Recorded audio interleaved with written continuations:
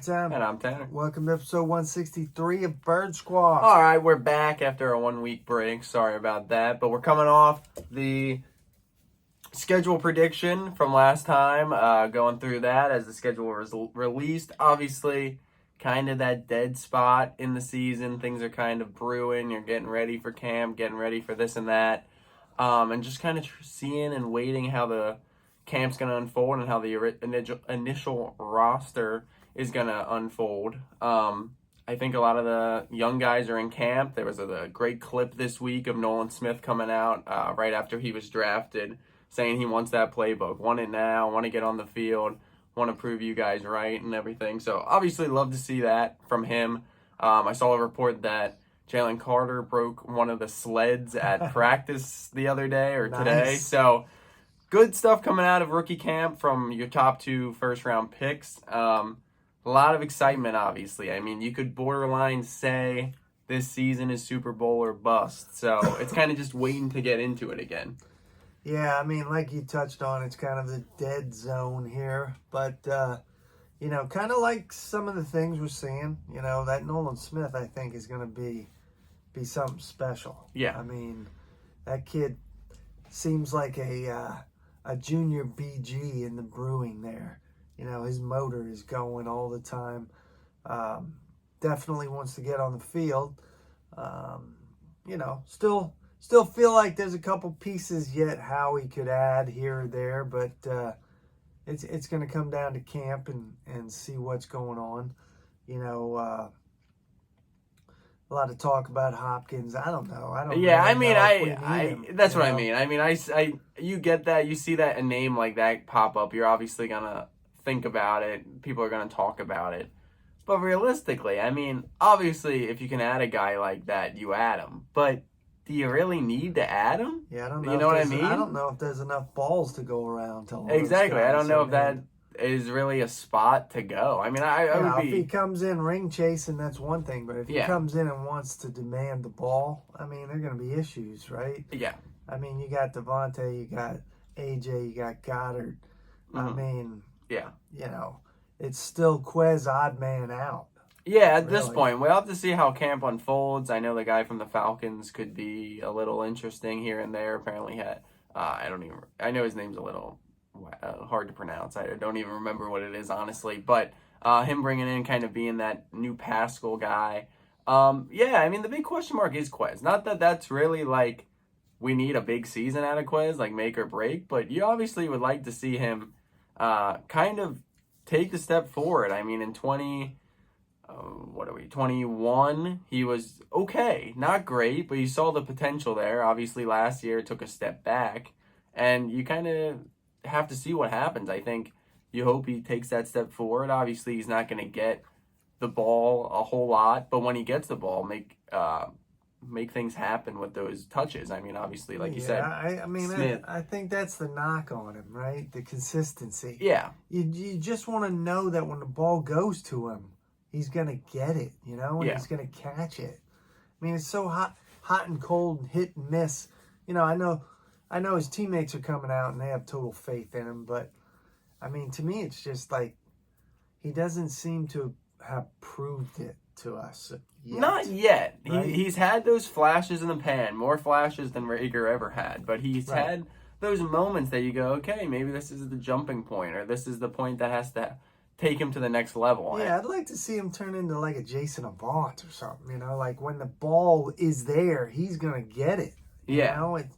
It's 50-50 all the time with him. Like he's going to make a great catch and then he's going to drop an easy one. I don't know. Yeah, I mean, like you said, it's kind of just going to have to be his moments, see what comes with it. Yeah, that's the other thing. I mean, his targets are so minimal that he has to make the most out of what he gets. You have Devontae, AJ, Goddard. I mean, you're going to have more guys coming out of the backfield this year catching balls with Swift and Penny and all that.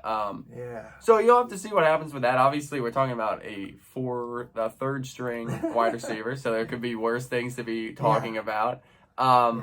But yeah, I mean, it's a lot of the same stuff that we were talking about last year at this point, from the optimistic standpoint, that like if they can put this together, it could be special. If they could make this work, it could be special. And obviously we know it all worked out in that way other than in the last game. But it does feel like what you touched on earlier, Super Bowl or bust. Right? it feels like that's the goal. And I think the building knows that's the goal. And you don't want to put that pressure on a season, but that's kind of where we're at, man. You have the roster we have. We saw what happened last year. For the most part, it's the same thing. You tinkered some pieces here and there, and you brought in some guys to maybe make you arguably better in some positions, and you kind of you filled in those gaps and holes that you had coming off the off season, and you're going to run it back again. You know what I mean? Yeah, I mean, it feels weird to be sitting here going, just a few years ago, 5 years ago, 6 years ago, whatever it was, we win the Super Bowl, we come back, we're talking about this and that. And now it feels like we lost the Super Bowl and we're coming back into this season with even more momentum. Yeah, I mean, I agree. I want to ask you, because obviously I was too young, but I mean, obviously the Eagles have been consistent through my lifetime, but never went into a season expecting them to make it back. They said it on radio today. It feels like an overall consensus that a lot of people are confident they're going to get back for the first time since like 2004. Like going into that year, people had confidence that they were going to make it. Is that kind of like the same vibe you're feeling, or kind of different in the same way, or? Yeah, I mean, going into that year when we brought in T.O., I mean, the vibe was like the sky's the limit. Yeah. It was like, this is our year, it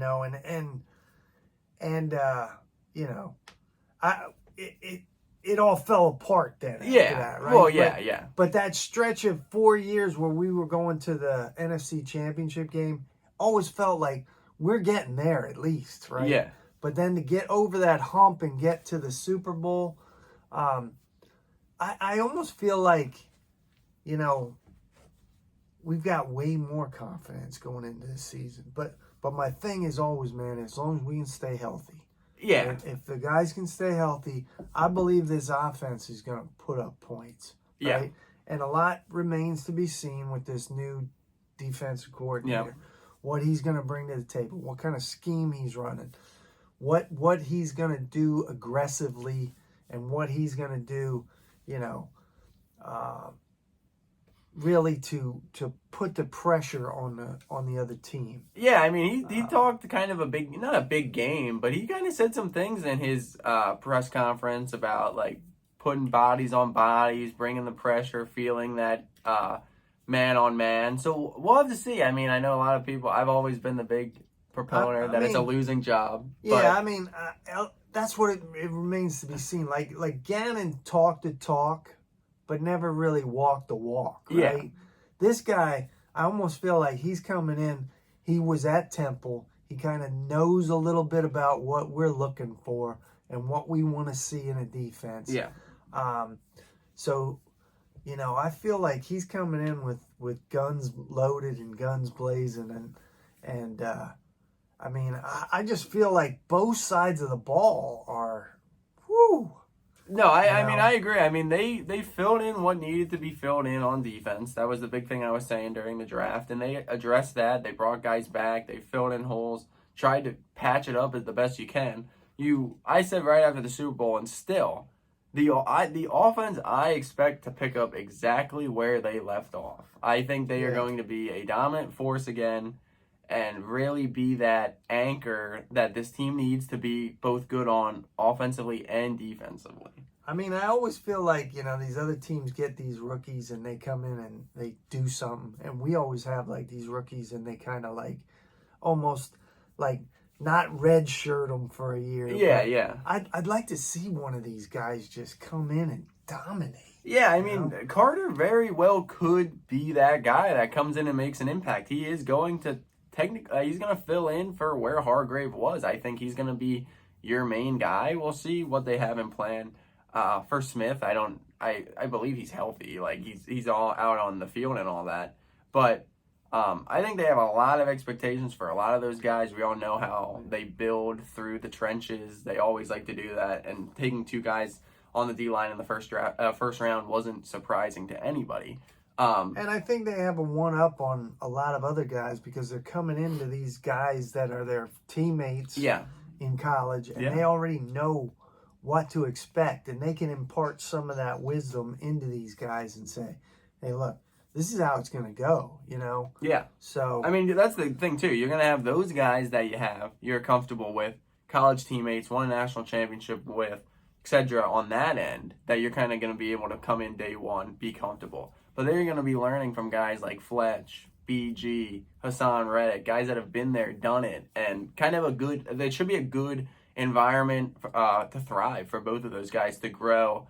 Yeah, like from we day talk, one. well, like we talk about all the time. There's a good nucleus of veterans, Yeah. and there's a good nucleus of young up and comers here who we want to see what they can do, you know. And I just keep saying, we were sitting here, you know, how long ago, thinking this was going to be like a 3, 4, 5-year rebuild. Yeah. And I wow. mean, and coming off an NFC championship, losing by 3 points in the Super Bowl, the sky is the limit, truly, for this team. I mean, I think you have this window. I mean, obviously you have Jalen, hopefully for the next how many years, but this current nucleus, this current roster, you got maybe 1 or 2 more years before you kind of have to rebuild again. Not rebuild, but retool for the right sense.